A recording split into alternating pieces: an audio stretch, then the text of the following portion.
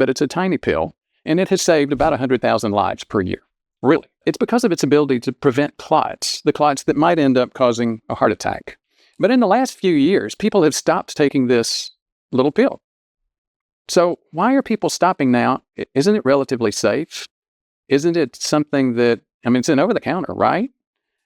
Here's what happened. In 2022, the U.S. Preventive Services Task Force changed its recommendation for aspirin for prevention of heart attack and stroke. What they said was not everybody should take it.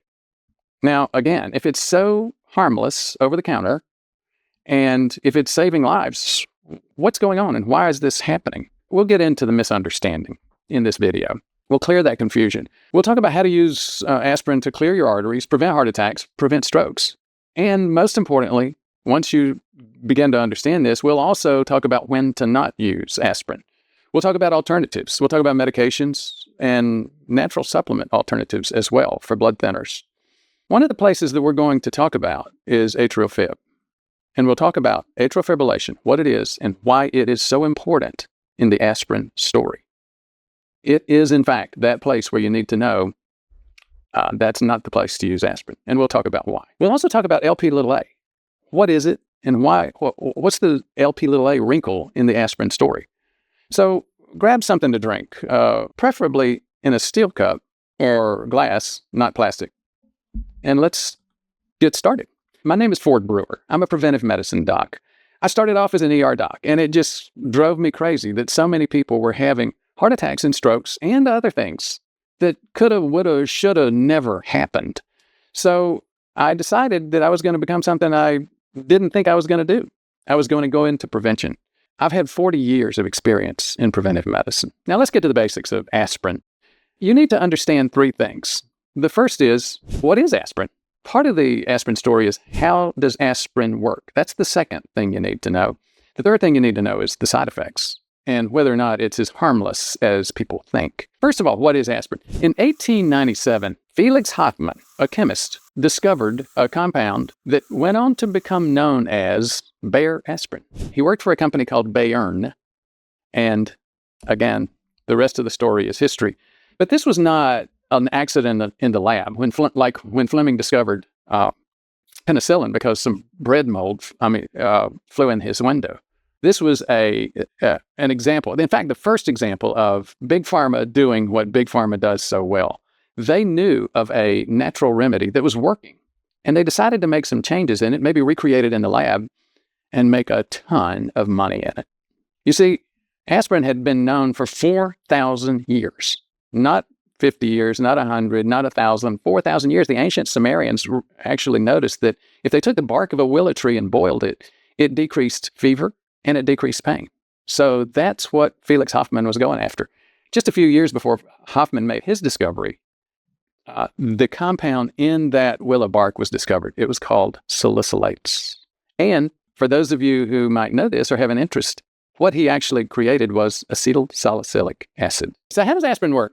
One effect is it improves pain. That's what the Sumerians noticed, and that's what Felix was going for. But there's another effect, and that's what we're interested in today. It's decreasing clots. Aspirin binds to platelets, the little things that start the clotting process, the platelets in your blood.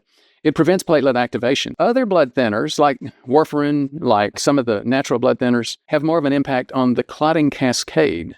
Clotting cascade is a series of a dozen proteins which form together to create a clot after platelets form a latticework to start the clot. Warfarin and heparin, you've probably heard of those. Those are what we call vitamin K-dependent clotting factors. That's clotting factors 2, 7, 9, and 10. The NOACs, novel oral anticoagulants like Xarelto and Eliquis, focus on one clotting factor alone, 10A. That's a little bit about how it works, and thank you for your patience as we got through that geeky part. Side effects. Now, what's the problem with aspirin? As we said, it's over the counter, so that means it's safe, right? Maybe not so much. In fact, I often say if the FDA were to review aspirin and metformin now, they might make, if they were smart, which is not always the case, they might make metformin over the counter and aspirin a prescription drug. Why is that? Well, there's some side effects. First one is allergic reactions. Another one is a stomach ulcer. gastrointestinal bleeding, but the major side effect, the one that caused the U.S. Preventive Services Task Force to change its recommendation, is bleeding. Again, bleeding in the gut is by far the most common, but there have been episodes of bleeding in the brain as well. So here was the previous recommendation. Before 2022, the U.S. Preventive Services Task Force said 60 years and older, everybody should take aspirin because you've got risk for heart attack and stroke. If you're curious about my recommendations, no, I didn't recommend that. My recommendation was not unless you had plaque. If you had plaque and no matter what age you were, you needed to consider aspirin prevention. If you didn't have plaque, no matter what age you were, you didn't have to worry about considering aspirin. And guess what? The U.S. Preventive Services Task Force changed their recommendation to go to what I had been using prior to that. So I'm obviously proud of that. Now, this starts to get into what we call primary prevention versus secondary prevention. Why is that important? When the previous U.S. Preventive Services Task Force recommendation was for primary, meaning even if there's no signs or symptoms of a disease, that's primary prevention. Secondary prevention is you already have a sign or symptom of a disease. So what's the difference between primary and secondary? Why separate those two out? With primary, there's much less risk of continuing on in the disease. Once you already have shown your first sign or symptom of disease, you are much more likely to develop it further and further and further. So that was the issue here. Once you understand the difference between primary and secondary prevention, you begin to understand how the U.S. Preventive Services Task Force really changed their recommendation for aspirin. What they did was they went from a primary prevention recommendation to a secondary prevention recommendation. As I mentioned, my recommendation had always been secondary prevention only, never primary. Why did they do that? Because there's been some improvements in cardiac disease, mortality, death rates, disease rates associated with cardiac disease. And it got to the point to where this risk of GI bleed, this risk of brain bleed associated with aspirin, it was just no longer worth that risk because of decreasing risk of heart attack and stroke in the primary prevention population. So the U.S. Preventive Services Task Force said the juice is just not worth the squeeze for people over 60 for primary prevention. Now, the problem was, and here's where the confusion came in, reporters like the New York Times, a really smart physician reporter, still didn't pick up the distinction here. He said U.S. Preventive Services Task Force doesn't recommend aspirin anymore for cardiovascular disease prevention. No, they don't recommend it for primary prevention anymore. They still do recommend it for secondary prevention. And here's one of the other things you should consider. By the time we're age 60, what portion of us have plaque already? The majority. So again, just boatloads of confusion piling on this change in recommendations. Here's the problem. It was misinterpretation. And again, it was based on the difference between primary and secondary prevention. Now, as I mentioned that, let's think about some really good examples. You may be aware of it already. What if you're having a heart attack? Don't the recommendations still say, take an aspirin? And in that case, not even a baby aspirin, a full adult aspirin.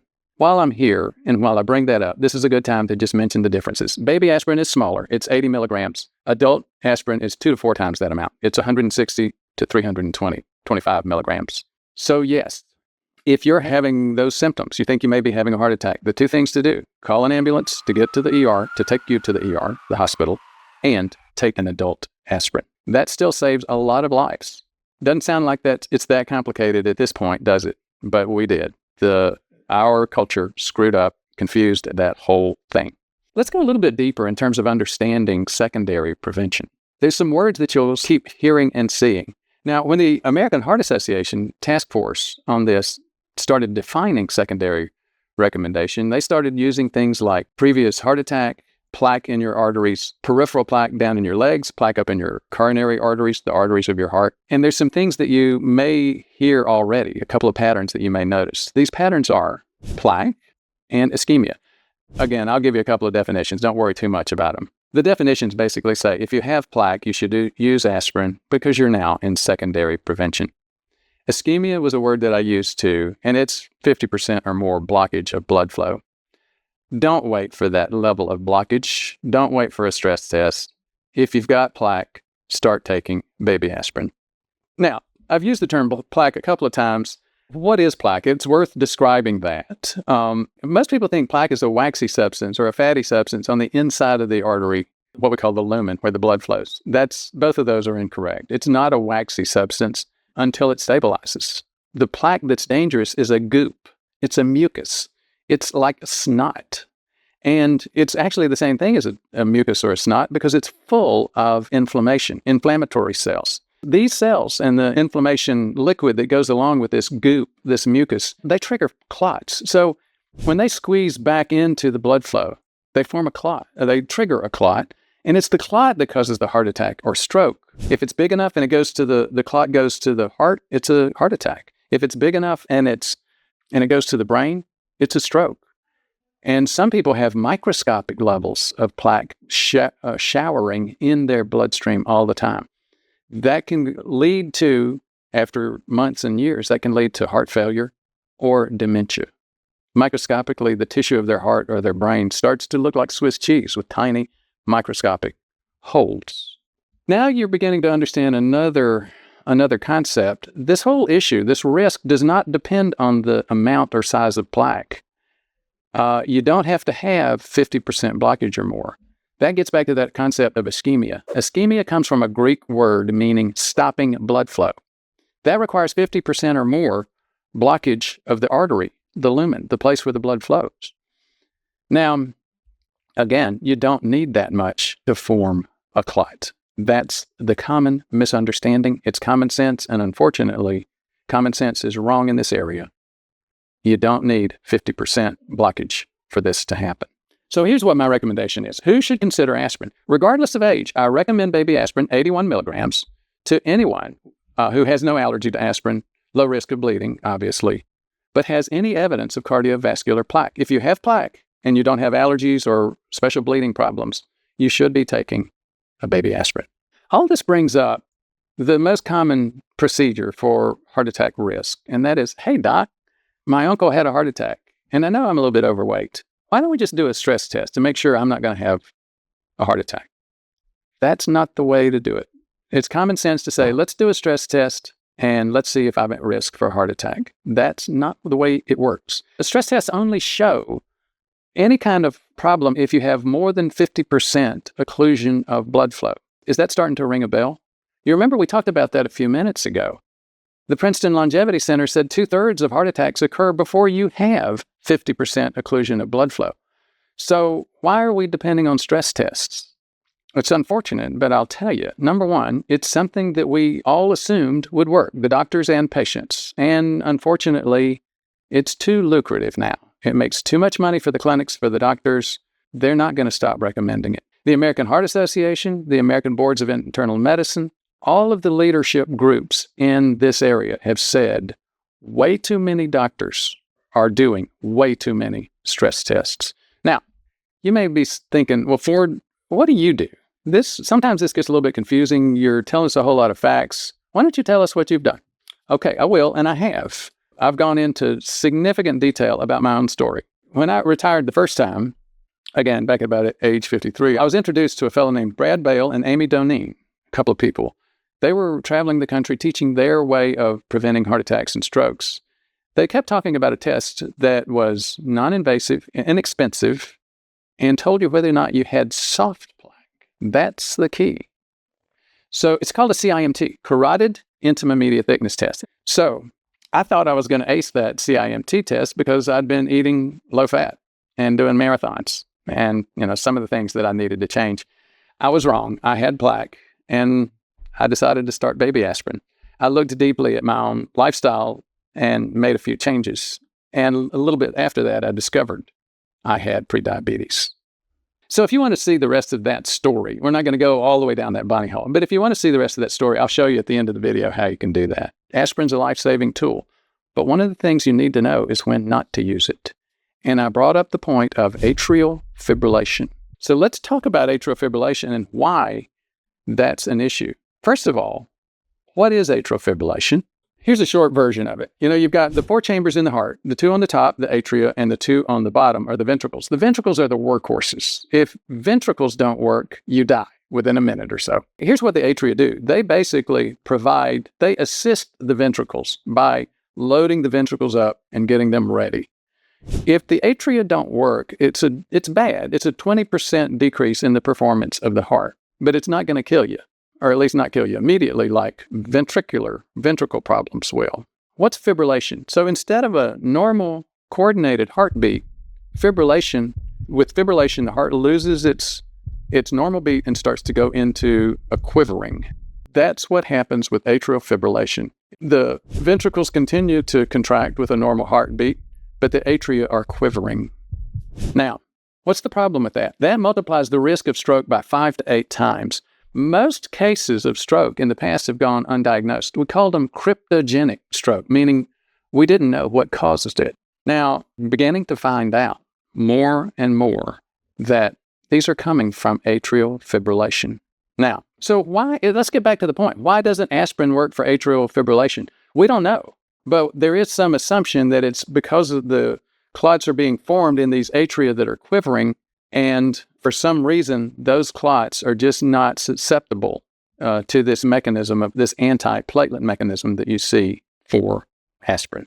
Aspirin's just not good for prevention of atrial fib-related strokes. No clear reason, and it may be what I just mentioned. You see, I have paroxysmal atrial fib. Paroxysmal means it comes and it goes. And the vast majority of atrial fib is this paroxysmal kind. In fact, it's sort of like prediabetes. We knew a lot of people had it. We knew that it was killing a lot of people. But it wasn't until we really started testing more and finding that as we age, the majority of people develop this.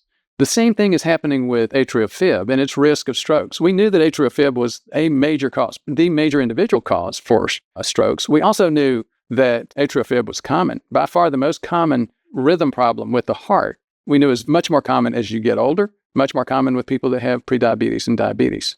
But we had no clue how many people actually have atrial fib. We still have no clue, but we're finding more and more and more. So back